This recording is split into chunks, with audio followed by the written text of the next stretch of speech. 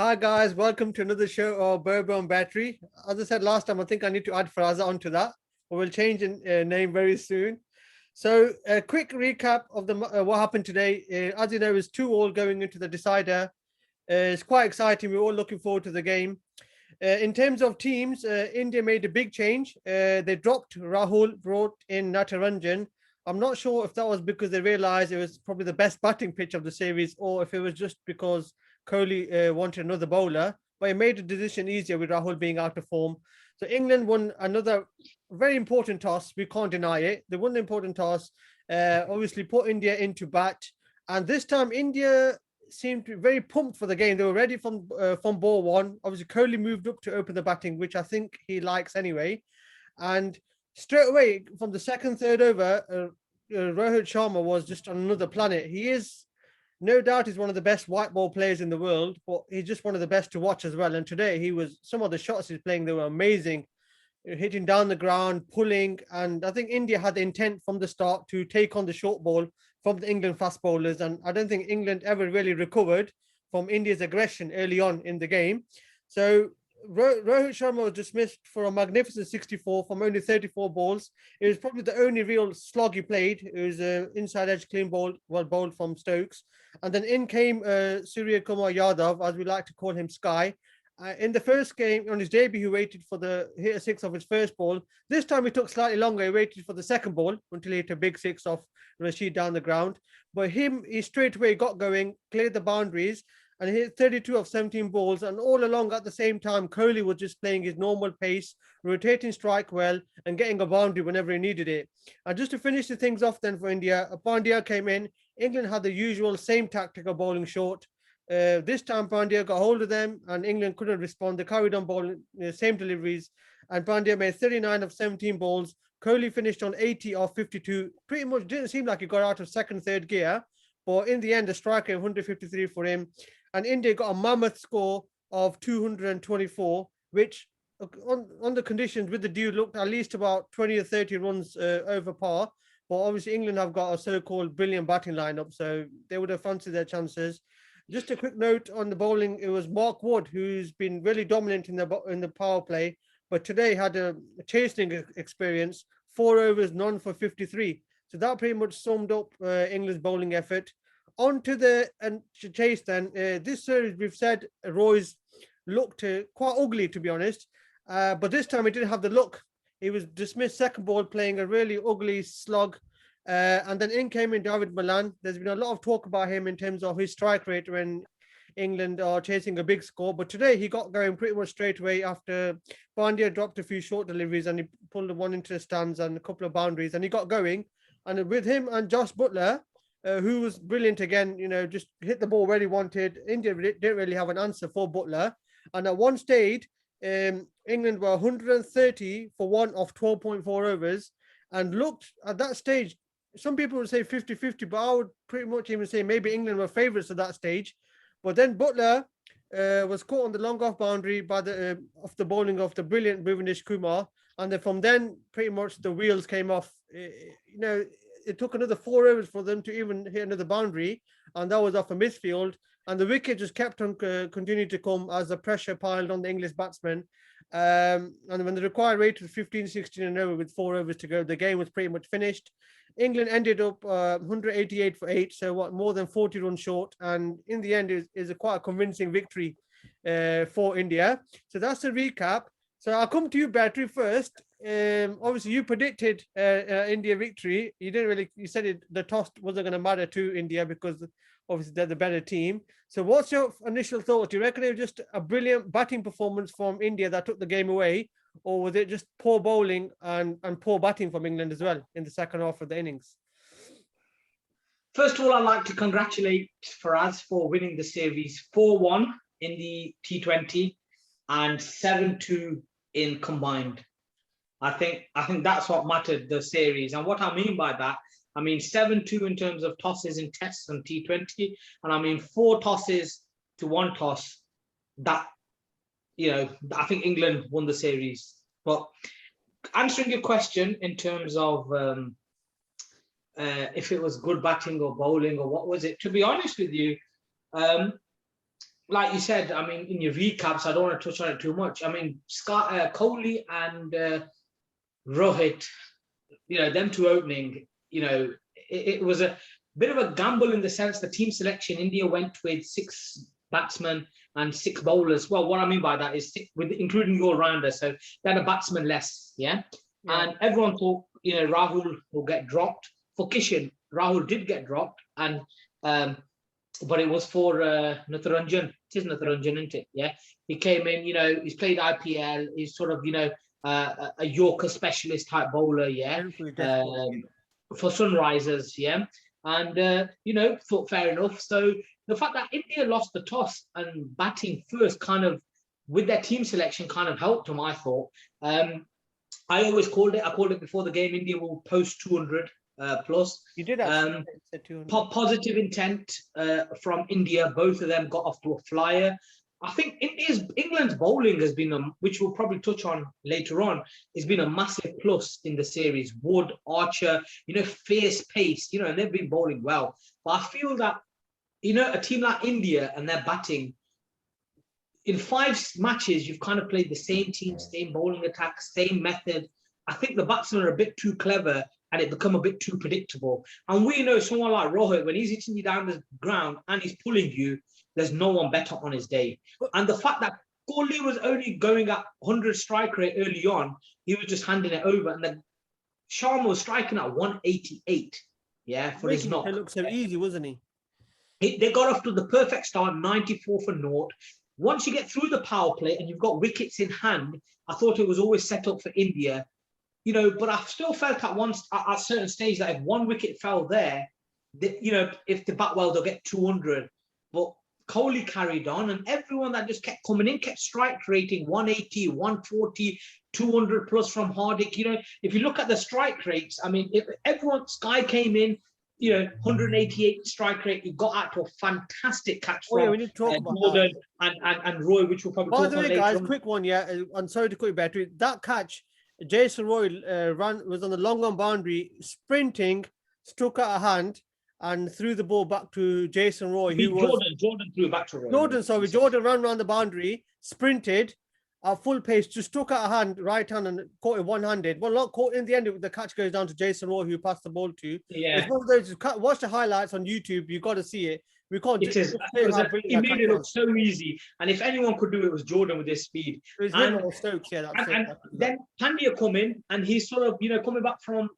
He come back from an injury, and there was a lot of talk about his finishing. He's not informed this, and he proved today he's that X factor, striking at 229. And to be honest with you, Kohli never really got going in the sense he never needed to. Anyone that came in with him just complemented one another. It's like his IPL innings. It looked like that. When he's got, as I said, that his batting will probably in a way justified it. The fact that they knew they had a batsman less in the team, and if other guys were firing, he wanted to make sure there was never a situation where they had to consolidate. The fact they only kept wickets in hand. Just finishing off on England's bowling, I thought none of them really got going apart from Stokes, who bowled probably the best there. I think he went for about 20 odd, 1 for 20 something in 3 overs. And the rest of them, I mean, Sam Curran bowled 1 over, and we'll talk about him later on. He's only bowled 5 overs in the whole series. And then sort of England, to be honest with you, I spoke to Faraz at half time as well. And, if there's any team in world cricket that can chase 200 plus, it's England. And I mean, Roy got out to a shot to nothing really. He's had an up and down series, a few 40s. But he's swinging, that's it, really. There was a lot of talk about David Milan batting at 3, like you said. Willie, is he good enough? Strike rate, can he? When he needs to get going. But today he showed. He's been batting really well. He got him over. Him and Butler put on a 100 partnership. Butler showed his class. A lot of people talking, should he bat opening? Should he be the finisher? But they set the partnership up, and they were 100 plus of 10 overs. And that was, I think Fraz was saying, look, if we can get 100 for naught, don't lose any more wickets or even one more, we've got the batting to chase this. And let's be honest, when you've got Butler and Milan at the crease, knowing you've got Bairstow, Stokes and Morgan to come, you kind of, but unfortunately what happened with England is in any big chase, when you lose 1 wicket, it's criminal to lose the both set batsmen, and then for the new coming batsman to come in and start striking at 11. Because to be honest with you, England had the run rate controlled all the way. But if you look at Battery, Yeah, if you're looking at the run rate, sorry to quick, they needed, they were 130 off what 12.5 overs when Butler got out. By the time Milan got out, yeah, in the 15th over, they only scored another 12 runs and the required rate had gone up to nearly 18 and over. So Milan had to go there. But do you reckon it's just a case of at that stage, and the batsman coming in, do you reckon they were just swinging too hard and the pressure of the run rate, or was it just India's bowling? To be honest with you, India's look, bowling Baba, pressure on? look, to me, I'll be honest with you, and I But probably sorry, we got to come to Faraz. He's looking there, he looks a bit depressed, yeah. I mean, I thought he froze for a second because I'll be honest with you, I don't want to post some videos, but Faraz was very confident, but I think I'm he's here sort as of well, guys. I am actually here, guys. So yeah, Faraz, just we're gonna come on. I'm We're still gonna here. come on to you. We Are got you battery still here? coming off the long run. So Faraz, at the halfway stage, yeah, as we said, 200 and 224, 225 to win. Did you honestly think, realistically think that England had a chance of winning it? And if they did, who did you think was it going to be the typical Josh Butler had to get a big score, or did you have did you back the other batsmen to kind of make vital contributions as well? Hi, guys. I thought you forgot about me there for a second, to be fair. Forgot about you, yeah. like what Morgan forgot Let him about talk, battery. We've got to let him go now. Go on, Faraz, yeah. Look, guys, first of all, I want to congratulate India, for them was an amazing series win. I'll be honest with you. You saying that from the heart? I honestly do. I honestly do, because I'll tell you why. Because if you ask any neutral player, any neutral supporter, any neutral cricket lover before the series, and obviously we knew what teams were going to be playing, what players were going to be playing, they would have favored England over India. I agree with you. I agree with India's missing players. Okay. Okay, it's common sense. I mean, you're missing vital players. You're not missing small players. You're missing big key players. I mean, Bumrah for me is the world's best T20 bowler. You've got Jadeja, possibly the world's best all-rounder. Oh, Faraz, yeah. And you've got I think there's one more player missing. I'm not sure. I can't remember. Rohit Sharma missed the first couple of games. Rohit Sharma missed a couple early on as well. And Mohammed Shami, yes, Yeah. a very good bowler as well. Okay, so I mean, putting that to aside, just looking towards this game. Obviously, we'll analyze the series afterwards, but this game purely, I think, obviously the selection again. I'm not going to dwell on the selection again because I'm thinking that's criminal. You said it was guaranteed Moeen Ali was going to play this game. Exactly, and like I said, I've been proven wrong by another blunder from Morgan, I would honestly say, which I'm not expecting, because for me, he's the world's best T20 captain for me. Okay.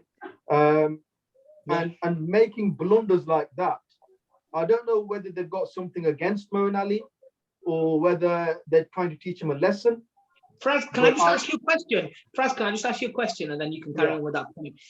You know, I follow the same view that would you say the wickets that England have played on are conducive to spin? Therefore, Moeen Ali's selection as a spinner should have been there, because if you look at it, the ball hasn't spun as much, yeah, in all the matches, because we know that venue does offer spin and they've been chopping from black to red soil. So therefore, do you think because of the conditions he didn't select him? Because I feel that Moeen Ali should have played a game, not because it was spinning conditions, but because his batting was crucial at a certain point. And do you think that, I feel that Morgan picked his selection according to the pitch, not what pitches will be offered to him in the World Cup. So I'll let you, if you're just sort of thinking on that as well. Because see, I'm not a very big stats lover.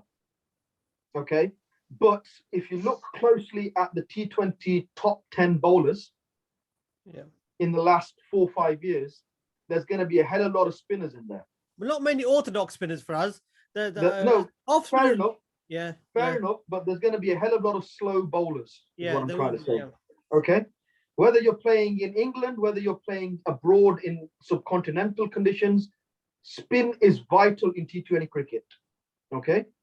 And if you've got two decent spinners, which Rashid for me is a very, very good leg spinner. World class, yeah, one of the best. World class leg spinner. And I'm surprised why he doesn't get grabbed up by IPL. I find that astonishing, I'll be honest with you. If Adam Zampa can get into an IPL team, then I don't know why Adil Rashid can't get into an IPL team. There might be other politics with his background that might be affecting this. But like I said, putting that to aside, going what Betty was saying, with spin, Moeen Ali should have played from ball 1. I don't care what you say. You either select him in the 11 or you don't select him at all.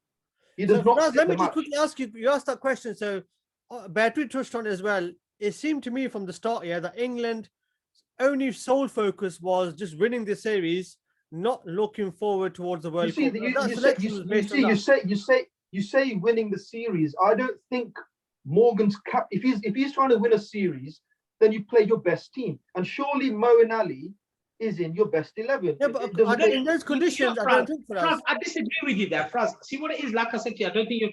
The thing is, look, it's horses for courses. We know there's no. Bobo's point is the fact that we know.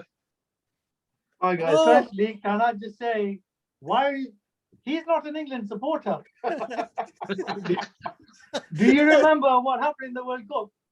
yeah, remember? we've touched on the last We show. touched we're not upon it talking many about He's times. not an England supporter. This guy is a glory sporter. Well, there's not been much glory in the last 2 months for them. Well, yes. Can you please not disturb us? Okay. Thank you. Have a good Look, talk. see, the Thank point is, I think we need to get Umar on. I think we'll have to get him onto the We next need show. to do a quiz with them, yeah. But go on, The Battery. point I'm trying to make with Moeen Ali is, look, see, Morgan has selected Curran. And look, Curran's not a bad cricketer. Let's begin with this. The fact that it's a seam for, a lot of the wickets have been supportive to seam bowling. Yeah. So therefore, the inclusion of Sam Curran in a few games is not a surprise. We have to, it's not that Sam Curran doesn't deserve a spot, because Sam Curran is Battery, you're saying that the ball's been conducive to seam. Whereas if you look at the first. No, let me finish my point. So therefore, look, it was okay to include him. But then when you don't use him and only use 5 overs of him during the whole series out of a possible 20 that he could bowl, then there's an issue. And then what you have to realize is the series has been going 1-0, 1-0, 2-1. You drew 2 or 3-2. You become very predictable when you're not using Sam Curran. Then what Morgan has got a problem as, Moeen Ali can bowl up top in the power overs. Yeah. Okay, there's 2 right-handers, so you're not going to use an offie. I can understand that. But what happens is when you bowl Rashid as a strike bowler 1 over in the first game, I think it was, then you use him again in the second. Or 2 overs today and 2 overs in the first. And 2 overs today. Well, yeah. It's almost like Morgan, to me, I felt, is almost he's outsmarting himself, if that makes sense. I just feel that he's tinkering too much. Look, Moeen Ali. Let Faraz have a go then. So in terms of tactics, as Battery says, what do you reckon? I'm going to come back to Bobo, your initial question about chasing England, should have chased it or not. Okay, first of all, the selection for me was wrong. Moeen Ali should have played. Okay, I've already corrected. Yeah, we already discussed that now. Yeah. Yeah, we already discussed that. For me, England were chasing a bit too much.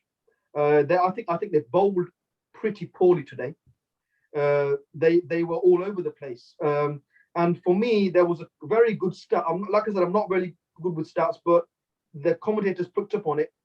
Jofra Archer has not bowled a Yorker in the whole series. Yes, but now, was anyone now, let me finish, please. Now, Jofra Archer is one of the best Yorker bowlers in the world.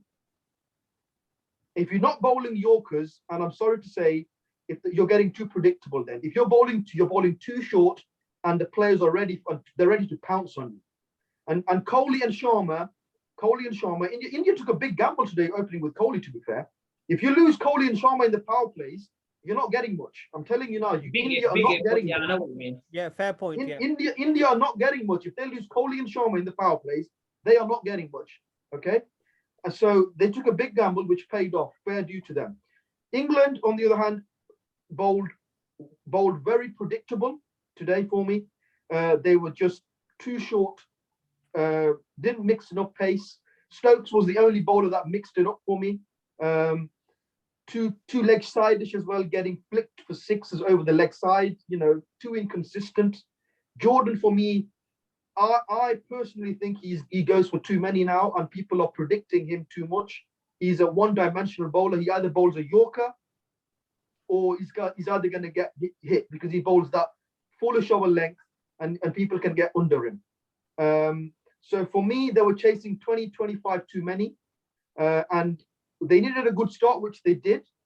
Obviously, Roy wasn't a perfect start, but for me, that's another issue I'm going to touch on, whether Roy should be in the team or not.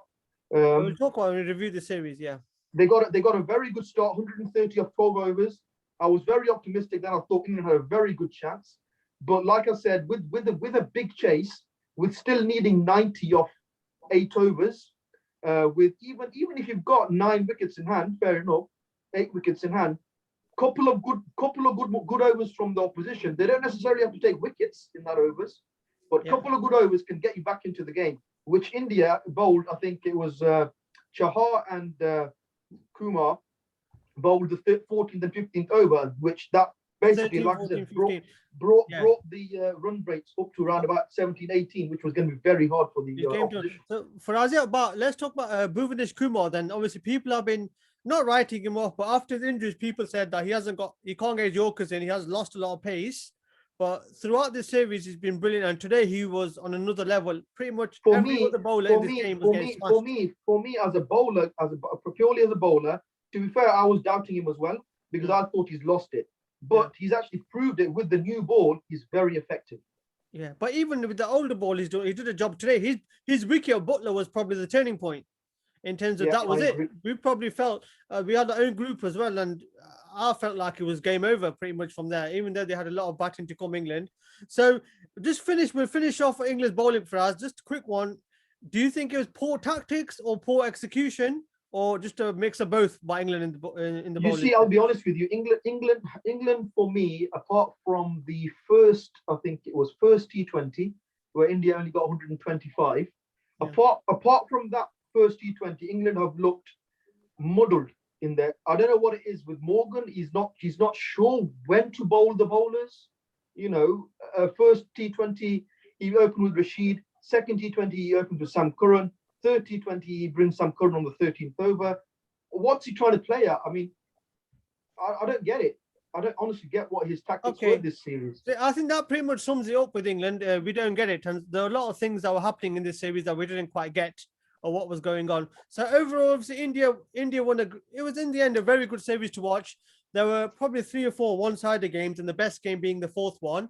So overall, as I say, India won the series. Now, looking at it overall, obviously with an eye on the World Cup, I think Michael Atherton on commentary said that England have learned a lot in this series. Now, I kind of disagree with him that in terms of I find it difficult to see what England have learned in this series in terms of what have they gained from these 5 matches that they didn't know before. So for us, what do you think? What have England learned about their team in this series?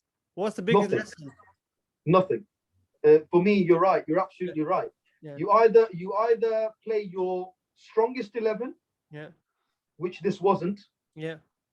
I think Moeen Ali makes your strongest 11, and if you're not going to play your strongest 11, then you experiment. Yeah. For me, which was the ideal situation here for England. If they wanted, they could have let Sam Billings play. They could have let Moeen Ali play. You know, chopped and changed. I'm not sure. Did they have that leg spinner? What was his name? Is it Parkinson? Parkinson was there. They could have let him play. Why not? Give him a go. But to me, for us, I'll ask Becky. I disagree with you there. But like England were trying to win the series above anything. And I think in these conditions, for me personally, I think Owen Morgan picked his best 11. Obviously, it's a personal opinion about if Moeen Ali fits in that 11. But I think in Morgan's mind, he had the best 11 on that field in these conditions to win this series. And that way, so Becky, for me, so I'll start with a few players. So talk about Ben Stokes. So he's not got a great record in T20 cricket, internationally as well. But I'll be honest with you. Summing up England's series, I disagree with Faraz's point. Yeah. England learnt a few things, and the few things that they learnt was Mark Wood, positive. Butler, opening, has shown he's leading England's leading run scorer with. Well, we knew that before already, Battery, about Butler. It's nothing new. No, we knew, but with Wood showed what he can do. Yeah. Archer showed in glimpses against India in India, which has never been. We've seen him in IPL. So there's positives. Obviously, we didn't see the defending aspect as a team. With what you said about Morgan's selection, for me, Morgan selected a team for the series, not for a mind with the World Cup. He's got his certain places pretty much nailed on. So I think it's a bit harsh to criticize Morgan having done so well previously to this. Look, it's not an easy series. Playing India in India, without crowd, toss, no toss. Let's put the banter to a side. I think, you know, the fact that it's a hard series. So I still think moving forward, probably England and India are the two favorite teams for the World Cup. But talking about Stokes, Bobo, yeah, for me, look, T20 is 120 balls. It's not a lot of balls when you've got a lot of batsmen. And for me, it's very simple. Your best batsmen face the most balls. Yeah. But now that England would argue who are their best T20 batsmen. Stokes might not be in there. For me, So now for me, what England have got is not many teams have got this luxury. When you've got 5, 6 quality batsmen, you've got to be able to know where they bat. Yeah, and where they can be used effectively. Now, for me, Stokes batting at 6. If you look at through a lot of the teams in world, the people that are coming in at 6 are strike rating at 200, 180, 150 from hole 1. Yeah, big hitters. For me, that's not Stokes' game. Yeah, you can look at it throughout Rajasthan when he plays in the IPL. Okay, but this is international open for them and done well as well. Yeah, there you go. So there's for me, like I said to you, England have got. See, Milan creates a big problem in the sense that he's at 3 and his style in India does it or not. I mean, I was one of those that I felt that he won't operate well at number 3 because of the way he likes to take time and build his innings, almost similar to what, you know, Rahul, Kohli and Sharma are. But obviously they proved it a lot more. They're a different breed, yeah. But in the sense that for me, you've got people like Bairstow can open up, go higher in the sense that opening, you know, Faraz was on about Roy. Stokes needs to be up there. I feel Stokes needs to be up the order, yeah, to, you know, I think there's a lot of this thing. You just said the number battery. Okay, you say he should be up the order, but instead of who then? Eh? Instead of who? So if you put him, For say, me, for example, if you buy number 3. Guys, I want to touch on one more thing, please, if you can. Yeah, go on, yeah. I want to touch up on England after the 2015 World Cup. 50 overs we're talking about here now.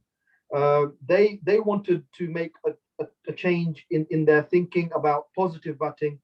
You know, get out there, bat first, get the runs on the board, pressure, game finished, game done. They had the perfect opportunity today. It was a belting wicket today. It let, you know, there's no doubt this was the best batting track of the 5 T20 matches. Why not in a crucial game? Well, crucial, I say, for England, if you think about it. Yeah. Why not bat first? Okay. But that's not his preferred method. Why not? Why not bat first? Get T20. But Fraz, look, like Bobo said, in World Cup, if England win, look, we have to understand that what you're working with. You're playing in night matches. We know there's going to be dew factor. So therefore, why would you? The thing is, the dew was negated today because of the score. The score is a ridiculous score. You're right, Bobo.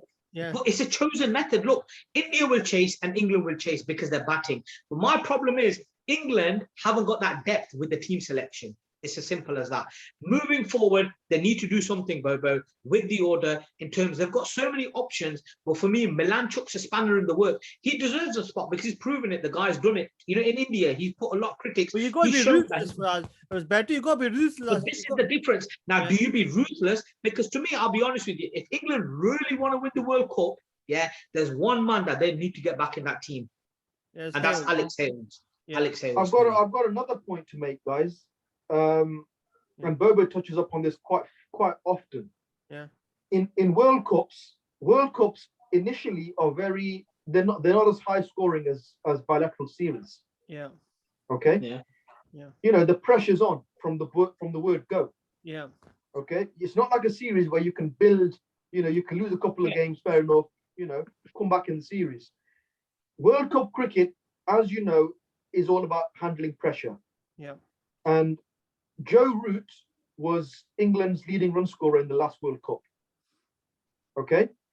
Now, I don't know where England have gone or why England have turned away from Joe Root completely and just absolutely just thrown him out the team, where I still think there is a space for Joe Root in the T20. What position for us? We're already struggling now to get Stokes up the order. No, that's what I'm saying. You can't have Milan and Root, and there's no way you're going to. That's what I'm saying.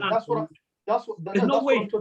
Let's be realistic. Milan's third to his place, and he's not going. He was a 50 average. You were saying, even in India, he's shown when he come back. So I think, let's be honest, the problem what Boba said is Morgan has to be ruthless with what he's got. Even Hales, I don't think they're going to include him with what he's got.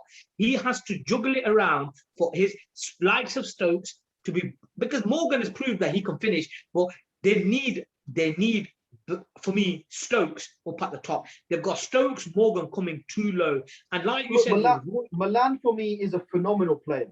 Okay. And I'm not just saying that because he's got the stats behind it. Okay. He's proven that he's got the goods to play at the highest level. Okay. Some players don't. You got James Vince and these players, they've not performed at the international levels.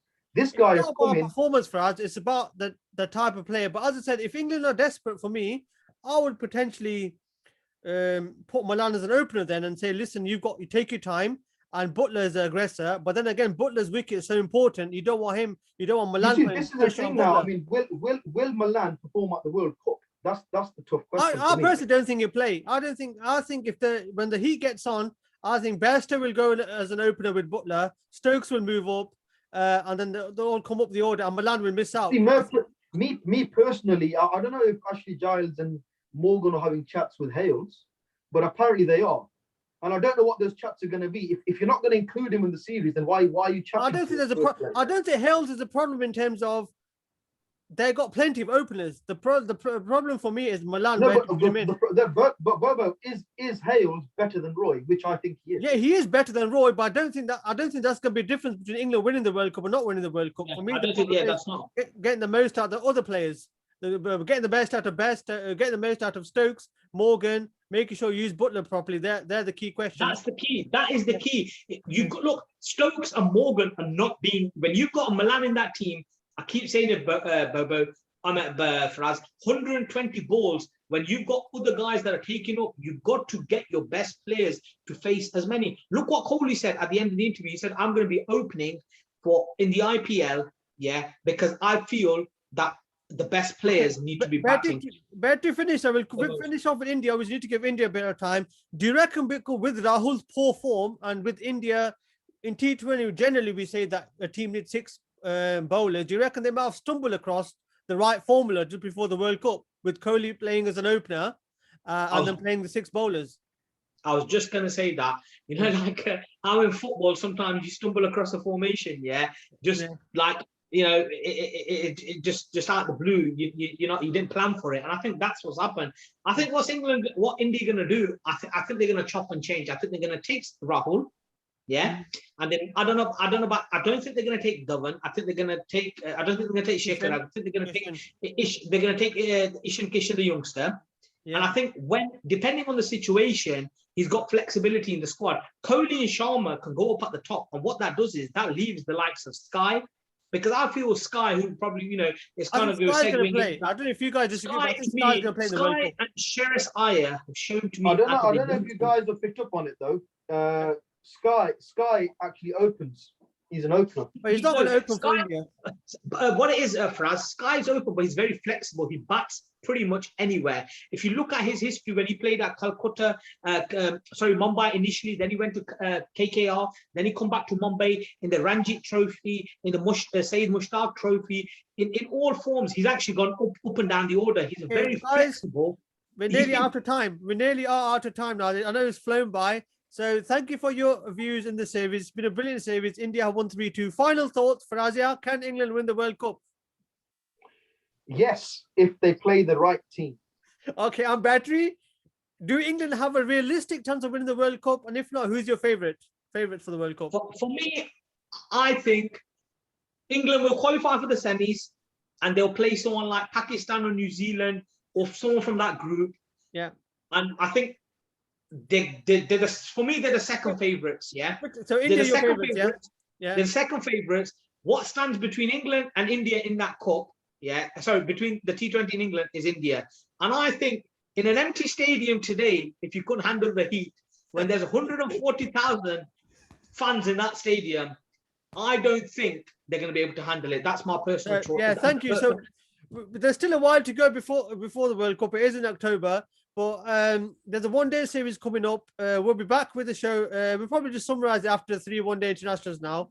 I think it seems like it feels like it's been a long tour on these one-day internationals. Feels like it's a bit of a just to add on for no reason, financial gains. But yeah, we'll Just review the them. final word, please, if I can. Go on, Faraz. Yeah, if you want, you can have it. The final word is, I don't know if you remember this shirt.